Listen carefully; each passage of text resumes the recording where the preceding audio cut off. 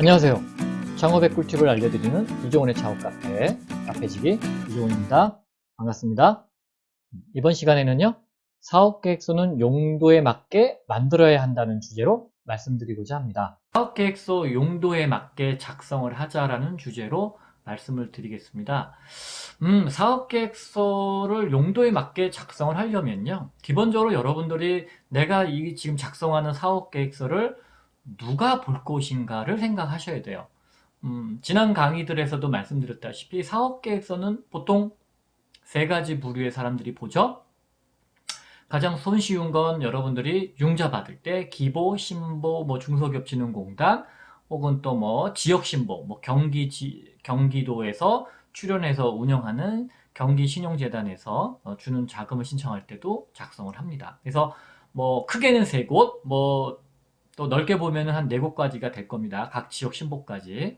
그 다음에 두 번째는 뭐냐면 정부 지원금을 신청을 할 때, 창업지원금이라든가 R&D 과제를 신청하실 때 사업계획서를 쓰시잖아요. 그러면 이제 이 사업계획 쓸 때 심사위원들이 볼 거란 말이죠. 그래서 서류 평가를 하고 또 발표 평가를 한 번 더 하는데, 기본적으로 발표 평가할 때 작성된 서류가 PC 화면에 떠요. 네, 아니면 프린트아웃 해가지고서 심사위원들 책상에 다 있습니다. 물론 여러분들이 발표자를 만들어서 그 발표자료도 함께 보여드린다고 생각은 하시겠지만 그 자료도 있고, 그 다음에 서류에 때 냈었던 자료도 같이 있습니다, 보통. 그래서 PC 화면에 띄운다든가 하는 방법들을 선택하고 있으니까 여러분들은 발표 자료와 더불어서 내가 제출했던 사업계획서를 보고 있구나, 이렇게 생각을 하시면 됩니다. 여기서 팁은 여러분들이 사업계획서를 작성을 하고 나서요, 내가 조금 더 부족했다, 혹은 좀 추가하고 싶다, 수정하고 싶다, 발표 자료 때 그 부분을 작성해서 넣으세요. 너무 그런 거에 대해서 어려워하지 마십시오. 여러분들 정부 지원 사업에 뭔가를 좀 잘못하면 탈락이 될 거라고 생각하시는데, 그냥 학교에서 여러분들이 교수님 앞에서 뭐 하듯이 좀 편안하게 하시면 됩니다. 그래서 여러분이 사업계획서 작성 마감 시간, 신청 마감 시간에 맞춰서 작성을 해서 제출하다 보면 부족한 부분들이 벌어질 수 있어요. 그건 반드시 발표 때 보충할 수 있게끔 기회를 다 드리고, 그거 보충한다고 해서 심사위원이 안 돼요, 그런 경우 없습니다. 단 한 번도 그런 경우가 없으니까 여러분들은 항상 그걸 생각을 해서 보완을 하고 간다. 예를 들어서 만약에 못한다게 하더라도 여러분들이 보완을 준비해 가는 것은 그만큼 여러분들이 발표 준비할 때도 도움이 되세요. 그래서 현장에서 안 된다고 하더라도 여러분들은 준비해 가는 것이 제가 보기에는 후회 없는 길이고요. 자, 마지막 세 번째는 뭐냐면 투자자들이 보는 걸 겁니다. 투자자들이 여러분들이 투자 IR 하는 기회, 혹은 투자 마켓 설명회 같은 데에 가시게 되면 길게도 발표 안 해요. 보통 5분, 짧게는 3분 주는 경우가 많습니다. 그럼 여러분들이 그동안에 정부 지원금 발표라든가 아니면은 융자금을 받았던 프로세스에서 시간을 10분, 20분, 길게는 1시간씩 이렇게 설명할 수 있는 시간을 주는 데 비해 회사 소개는 짧아요. 그러다 보니까 대부분이 이 시간이 익숙치 않다 보니까 많이 준비해 오셨다 하더라도 발표하는 시간에 거의 1분, 2분을 소개하고 끝나요. 그러니까는 진짜 핵심적인 내용은 얘기도 못 해보고 바로 땡 처리되고서 마이크가 꺼진다든가 이런 여러 가지들의 어떤 조치가 이루어지니까 여러분들은 놀라게 되죠. 아무래도 그런 것이 익숙치가 않을 텐데, 자, 그래서 여러분들한테 제가 말씀드리고 싶은 건 뭐냐면, 회사 소개를 한다, IR을 한다, 우리 회사를 짧은 시간에 한다 그러면 여러분들이 발표 스피드를 한번 재보세요. 그래서 내가 한 장을 올려놓고 30초 정도를 발표할 건지, 한 장을 올려놓고 1분 정도를 떠드는 사람인지를 여러분들이 스스로가 판단이 되면 내가 발표 장표를 몇 장 준비해야 할지가 나옵니다. 그러면 30초 하시는 분들은 3분 준다? 그러면 6장, 많게는 10장 정도, 그러면 5분 정도를 생각을 하고 조금 더 빠르게 한다 그러면 3분 안에 끊을 수도 있고 3분 30초에 끊을 수도 있죠. 그 대신 여러분들이 그 외적으로 발표하는 내용들을 더 준비하셔야 돼요. 왜? 심사위원들이나 이렇게 투자하시려고 하는 투자 심사를 해주시는 분들이 질문을 하실 수가 있어요. 그러면 준비했던 그 5장, 10장으로는 해결이 안 되죠. 그러면 추가적인 자료들을 항상 뒤에 첨부 자료로 준비해 놓고 계셔야 됩니다. 이 추가적인 자료 같은 경우는 여러분들이 평소에 정부 지원금 발표할 때 뭐 10분, 20분 이렇게 30분씩 줄 때 만들어 놨던 수십 장짜리들 있죠? 그거의 대부분들이 다 첨부 자료로 들어가 있어야 돼요. 그래서 각각의 질문들이 들어온 것들을 대비를 해서 여러분들이 그 장표들을 이런 질문 들어올 땐 요거 이렇게 머릿속에 다 구성을 해놓고 그 뒤에 넘겨가면서 PT 자료들을 보여주는 스킬이 필요한 겁니다. 저도 많은 사람들 앞에서 강의를 하고 또 발표도 많이 해봤던 사람이라 할지라도 시간이 주어지는 발표 때에는 많은 연습을 해요. 그리고 기획을 합니다. 어떻게 대응을 할 것인가. 여러분들도 반드시 발표에 대한 기획을 하시고 어떠한 부분을 내가 얘기할 것이고 부족한 부분들은 질문이나 혹은 기회가 될 때 얘기한다는 생각으로 꼭 얘기해야 될 부분만 뽑아서 5장에서 10장 사이로 넣어주시면 제일 좋을 것 같습니다. 그 다음에 정부 지원 사업은 시간이 길잖아요. 10분, 20분. 그러니까 여러분들이 충분히 설명할 시간은 돼요. 그런데 이것도 연습이 안 되면 10분, 20분도 또 짧다라고 생각하실 수가 있으세요. 그러니까 여러분들이 항상 발표를 할 때는 미리 사전에 연습, 스탑워치로 시간 재서 연습을 하시면 좋을 것 같고요. 특히 R&D 과제에 여러분 놓치기 쉬운 건 뭐냐면 창업 지원 사업을 하셨던 분들은 R&D 사업 계획서가 좀 낯설 수 있어요. 왜? R&D 사업 계획서의 핵심은 R&D, 즉 기술 개발을 어떻게 풀어갈 것인가가 한 꼭지가 더 있어요. 이 꼭지가 조금 어렵습니다. 특히나 이공계 출신들이 아니면 이 내용에 대해서 설명할 때 참 어려움을 느낄 수밖에 없겠죠. 그렇죠? 그러니까 이 부분은 예를 들어서 뭐 중간에 CTO라든가 기술 분야를 담당하셨던 분이 설명해도 되지만 짧은 시간에 그렇게 발표자들이 뭐 이렇게 바꿨다 하는 것도 좀 불편하니까 기본적인 내용만 숙지하시고 질의응답으로 CTO나 이런 기술 담당자들이 대응할 수 있게끔 같이 참석하시는 게 키가 되겠죠. 자, 그래서 사업계획서들은 여러분들이 많이 보시는 바와 같이 PSST 구조로 되어 있어요. PSST란 Problem, Solution, Scale Up, Team이죠.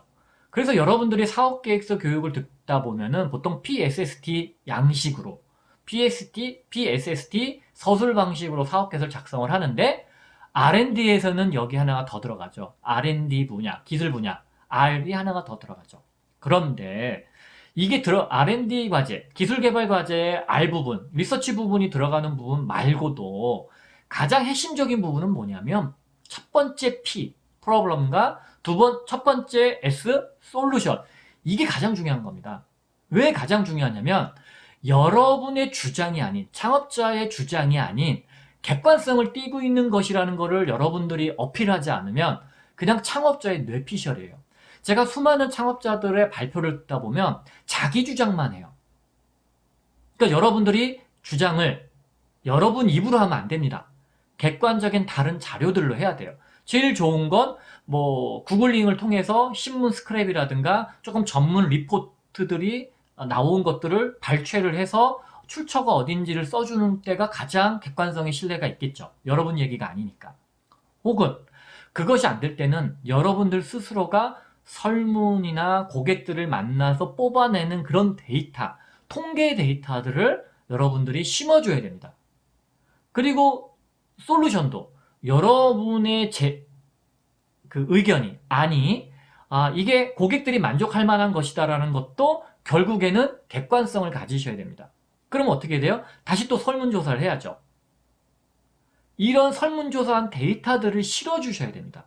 즉, 첫 번째 P와 첫 번째 S, 스케일업하고 팀보다도 이 첫 번째 P와 첫 번째 S에서 심사위원들이 거의 당락을 결정을 합니다. 그러니까 여러분들은 객관성의 부여를 얼마만큼 할 것인가. 그런데 저한테 멘토링 받을 때 한 분이 그러시더라고요. 저는 컨텐츠 개발하는 회사인데 이걸 어떻게 PS로 설명이 되느냐. 저도 그건 동의해요. 그러니까는 미적 감각이 중요한 뭐 공예 예술 뭐 이런 분야에는 뭐 프로그램과 솔루션을 가지고 예술 작품을 하진 않잖아요. 그렇죠? 그렇기 때문에 그런 분야는 그렇게 풀 수는 없겠지만 대체로 우리가 기술 개발 혹은 플랫폼 서비스들 같은 경우는 PS로 풀어갈 수 있고 이건 객관성이 담보되지 않으면 여러분의 일방적인 주장이 아니라 객관적인 데이터를 제시하지 않으면은 설득하기가 어려울 겁니다.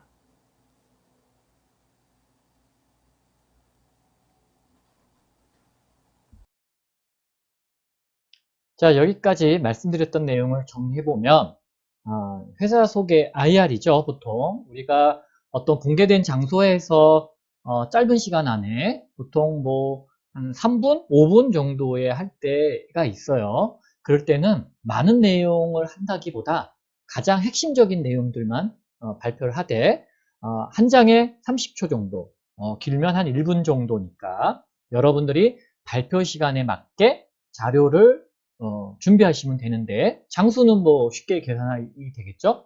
뭐 보통 한 장을 열어놓고 길게 얘기하시는 분들은 1분, 그죠? 그러면 뭐 5장이면 5분, 3장이면 3분 이렇게 되겠고, 혹은 30초 정도만 얘기하시는 스피드의 속도라면 10장까지 준비를 하셔야겠죠? 그래서 IR 하는 시간에 맞춰서 여러분이 장수를 조절하시면 됩니다.